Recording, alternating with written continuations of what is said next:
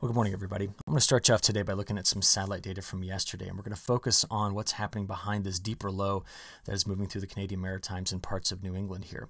Because on the backside, remember, we have a lot of subsidence in the atmosphere. That's air that's actually compressionally sinking. And what it tends to do is produce relatively large inversions, and we may have trapped a lot of this smoke here below the near surface inversion. And what that did was that gave us those dramatic pictures I think a lot of us saw on the news about how bad the air quality was in New England. And in some places, it's the worst air quality ever measured there. And so it's just incredible to see that in this area.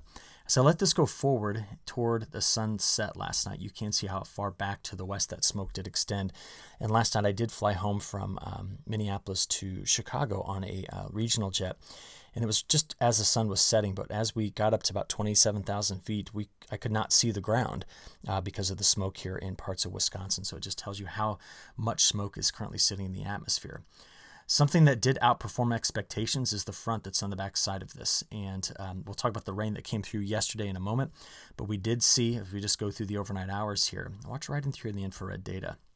And there's rain that came out of Minnesota. And this morning as the sun rises, there's rain in this section of the country that was not well forecast yesterday.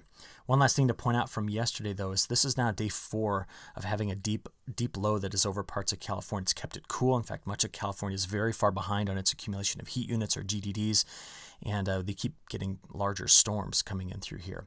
Not to mention there's still some places that have over 80 inches of snow in the Sierra Nevada mountains. But I think the show stealer yesterday was just the tremendous depth of the convection that once again ran right up this corridor, including some incredibly large storms that went through parts of Montana. And Montana right now has a flood watch out for almost the entire state. So does northern Idaho, getting up into this section of kind of Spokane, the northern part of the Columbia Basin. You come back east, though, we still have the frost advisory. I'll show you those temperatures in a moment. And all of this is just air quality alerts, this whole region. Dense fog in parts of Kentucky and Tennessee advisory early this morning. Again, behind the rain that came through, plus the drop in temperatures, we're just getting a lot of fog in this particular area. But there's one other thing we need to come back and talk on when it comes to these wildfires. And that was, if I show you yesterday's satellite imagery from British Columbia and Alberta, we once again see very large fires that have broken out here again. So after the rain in early May knocked them down, they've since gone over dry under very high pressure. And as a result, we've seen just another round of fires here.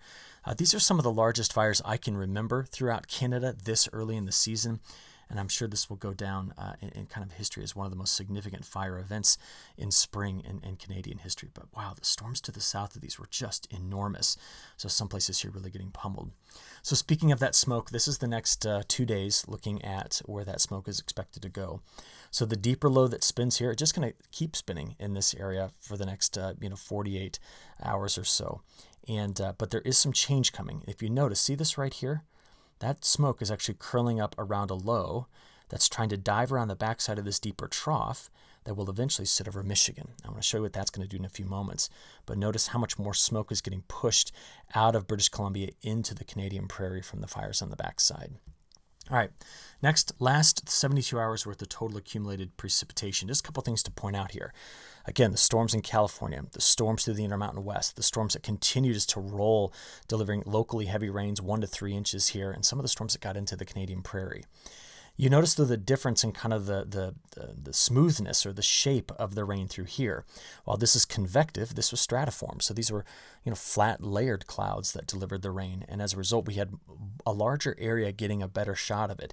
And that moved into southern Indiana, a place that desperately needed it, into, Kentucky and over into this part of Tennessee and eventually into the Carolinas, delivering some rainfall. So it's just great to be able to see that. But you notice there are several places that have been missed. And I'm going to come back to the Great Lakes Basin just to show you once again that so many of these climate reporting districts still are reporting their driest such time period. Again, the time period is May the 10th through June the 7th. That time period, driest on record here, all the way into parts of Pennsylvania, New York, throughout the New England area, while we're having top 5, in some cases, the wettest, such time period, again, May 10th through June 7th on record here. The Pacific Northwest, the Willamette Valley up toward the Puget Sound, so kind of this part of the I-5 corridor has also been very dry in this particular pattern. But Thinking about what's going on here with these temperatures, there's a lot of dry air that just invaded into this area, and the temperatures have dropped off significantly. We've actually seen 35 to 40 degree diurnal swings in temperature as this dry air comes in. And that's more kind of the kind of temperature swings you expect to see in a desert that we're getting in this area. But these are air temperatures this morning at 6:10. And just notice quite a bit warmer here where the juice is in the atmosphere, and that's where the precipitation's coming through. But I did want to just ask a question about how dry things are in lower Michigan specifically. And so I went to, just picked Lansing. And in Lansing, it's been 19 days since they've had anything more than 1/10 of an inch. And not much is expected in the next few days, but there's some important rains coming in this weekend. But I wanted to show you this. This is for Lansing. This is their year-to-date precipitation. And I might have to just buzz my friend Angie up there and ask her about this, because I'm curious how much of this water is still around. Because if you come in here and look back at the end of March and April, and a few times in mid to late April and early May, they were pushing decent moisture. In fact, they were well above historical averages. But this is the flat line I keep showing you in the data here. Okay, but technically, according to the data, they're 107.9% of average precip, despite having record dryness for about a 30-day stretch of time here. All right, from there, I want to show you how dry that air is, in that part of the Great Lakes Basin all the way into New England. We have once again today, we'll have dew point temperatures that will drop down below freezing. So just incredible to see that. But this is something that really caught my attention this morning. The atmosphere feels as though it is kind of getting loaded here and ready to kind of spring. And what I'll be watching is, notice this is a piece of the jet stream pushing its way across the Pacific. That's part of that extended jet we talked about. We then see the subtropical jet running up over a ridge here. And Bermuda High is trying to get back. It's going to take a moment for this low to clear, but in the meantime, this trough right there is the one I'm watching. It's going to dive down and set up right here. And that's going to be a major system that drives a front through this area. It's going to bring in better chances of precipitation and start to get us toward this time of better rainfall for a lot of the United States that has been very, very dry. Real quick note on the severe weather side of this. This would be for June 10th. Forgive me there. This is a day 3 slight risk that's already been issued for parts of Oklahoma and Texas. So not today or tomorrow, but the next day we're going to have to watch this very, very carefully as this next system sets up. So here it is. I want to show you the height pattern. That's the guy right there I'm watching in the near term. It moves through by Saturday and gets pulled into the backside here, and watch as it curls up over Wisconsin, northern Illinois, Indiana, and into Michigan. That is a deep trough, and there's going to be plenty of lift with this. The ridge has gone behind it. The spacing of the isobars is tightening up. We're actually getting this flow pattern that's wanting to do something like this. And there's that ridge that's to the south, and here comes back the Bermuda High. So I'm really wanting to see where this pattern goes. Next week, look at the trough diving in here. We are now getting flow that's doing this. And that kind of flow is better. It's just better suited to deliver lift in the atmosphere and make these storms. So this is out there by next Thursday, playing into Friday and Saturday. We've watched the models continue to evolve into this picture, where this ridge becomes a major player in what's going to be happening for the midsection of the country. What we end up getting out of ridges that set up over New Mexico, Mexico, and Texas, this area here, is that we end up getting ridge riding storms that come over the top of this. And sometimes you get a little bit of northwest flow to help kick those things off. So the transition we're going to be seeing over the next 10 days is going to be quite critical. And this is what we at least see over the next 7. So it's warranted. These flood watches out here in parts of Montana still very wet down the front range. But notice how Texas is beginning to show up with a bit of a drier trend. And to the north of it, coming out of Nebraska, Kansas, Missouri, getting into southern Illinois, western Kentucky, this area is really just seeing a pretty sizable increase in precipitation. And there's that drawing we've done repeatedly. This now carries into New England as well. So let's compare the models real quick. This would be the ECMWF. And as we play this forward, this is total accumulated precipitation. There's that rain right there. That was not well forecasted yesterday, but we see the heavy rain moving into Montana. This is by Saturday afternoon. Now, Saturday afternoon, the low is trying to curl itself up around Lake Superior nearby, but the front is pushing through here, delivering some rain. That's more rain from Montana back to Nebraska. Now, the GFS, has a much different solution than the European, which is what you're looking at. The European model is curling up the low closer to Michigan. So it's going to leave a larger dry swath on the backside for some states that really, this section really needs more rain out of this. But as it comes through, the European model curls that up, and this is what we got for a 7-day total precipitation forecast. Now this is before the ridge down here really takes over. Now watch the GFS. Same scenario, except where the low curls up is here over Wisconsin rather than over lower Michigan. Doesn't mean lower Michigan doesn't get rain out of it. It's just where the low curls up. And that changes everything for northern Iowa, northern Illinois, getting into Minnesota. And so we're going to watch that carefully. Now that goes out a week with the GFS. If you keep going with the GFS, things get a little bit crazy here. Watch what's coming out of the Caribbean. You see all this? Watch right down here again. That is one of these early phantom storms that the GFS just loves to produce. We're way out there. We're out past day 11 and 12 in the model run, and it's just the time of year where the GFS goes to such high amplitude, it wants to kick off a lot of systems, and they just kind of crank it and keep going. Remember, we very rarely want to use an operational model out beyond about 7 days in terms of total accumulated precipitation, especially the GFS, because it wants to make rain for everybody the farther out you go, okay? So I do want to comment that right now the National Hurricane Center is not watching anything over the next 7 days, so there's no real strong model support of something being born down here and just cranking up. But it is hurricane season, so we just have to be aware and watch those things.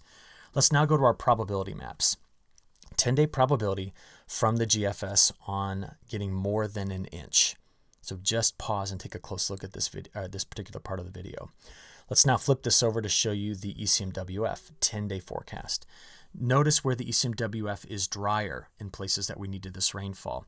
I can show it to you by flipping this over to places with less than a half inch. This is the sector that I'm most concerned about filling in with this rainfall. As the ridge builds in, this is what is expected down here in Texas and to Southern California. But that right there is kind of going to be the last holdout for this drier air. Okay, newest week 2 data. We did see some significant changes here in the models. And first of all, one of the things that I think is quite important is that the CPC has taken out the really, really dry area that they've put in here, meaning more storms are expected. The GFS model, is starting to fill this in as well into this region, but still very stormy here in the upper Midwest. And that's also shown in the ECMWF as well. So a lot of just important changes happening we've been talking about now for 3 or 4 weeks. They're starting to get the finer details of them. Okay, last few things here. These are today's high temperatures getting into tomorrow, but you know that by Saturday the front starts to slice through. By Sunday we have the full effect of that cooler weather while the heat goes back into the Pacific Northwest. California, you're not breaking away from this, but now we begin by Sunday to see the influence of that ridge. And this is where temperatures are expected, like near Austin, San Antonio, getting up over 100 degrees Fahrenheit. By Monday into Tuesday and Wednesday, this ridge begins to build. And if you look out over the next 7 days, finally these numbers are starting to calm down a bit. They're back toward what I would consider to be more normal. Collecting 130 to 140 GDDs a week is pretty typical for this area, but these numbers are going to start to shoot through the roof as the ridge builds in. The National Weather Service did issue yesterday a moderate risk for excessive heat from the 15th to the 19th across a broad area here, and a slight risk of excessive heat from the 15th to the 21st extending up here into southern Iowa. And to take a look at those temperatures, this is the next 5 days. We're going to slide this out there today 5 through 10. And notice at that time period, see the ridge building in, the heat still to the north, but cooler in the middle compared to average. And then we're going to watch this whole pattern begin to make its shift. And remember, what helps pump this heat in is that the ridge is coming in here, but there is a sense of a subtropical ridge returning. So this flow is coming in and around and bouncing like that. And that is a better setup for the overall structure of the atmosphere to deliver rains to places that have been very, very dry. One other thing I want to point out here to wrap this up, the newest data from the ECMWF for South America continues to show wet conditions down here. They're harvesting north, but this would be some late season rain on the safrinha crop south. But we are watching the cooler air coming up here through parts of Argentina later this week into the weekend. See it? And some of this air, once it gets to this weekend into early next week, will likely produce early morning frosts. I outline them in black, But we're going to have in southern Brazil here temperatures that are down in the single digits Celsius. And we're going to watch to see if we do end up getting a frost hitting some of the safrinha crop here, maybe before it's finished in southern Brazil. So just something I want you to watch out for. In tonight's in-depth report, got the newest data from the NMME. And a bit of a surprise, it has still kept this corridor wet. And it is actually advertising a very active corridor in through here for July, August, and September, moving toward the heart of our hurricane season, which we're going to have to chat about. Okay, thank you for the extra time this morning. We'll talk again tonight. Thanks.